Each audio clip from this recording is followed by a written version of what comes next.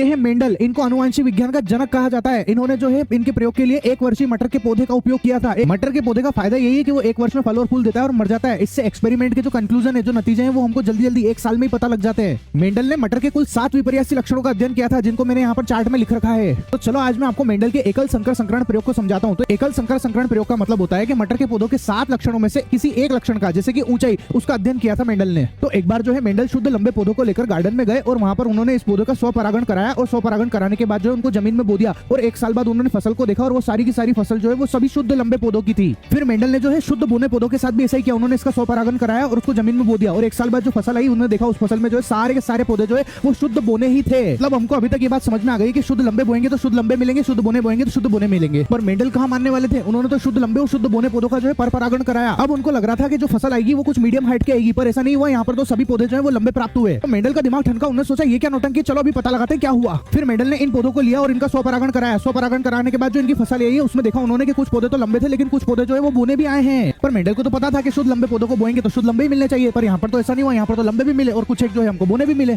तब मेंडल समझ गए और उन्होंने जो एक नियम दिया, जिसको हम लोग बोलते हैं प्रभाविता का नियम, जिसके अनुसार प्रभावी लक्षण लंबापन, अप्रभावी लक्षण बोनेपन को दबा देता है और हमको जो है सारे पौधे लंबे प्राप्त होते हैं।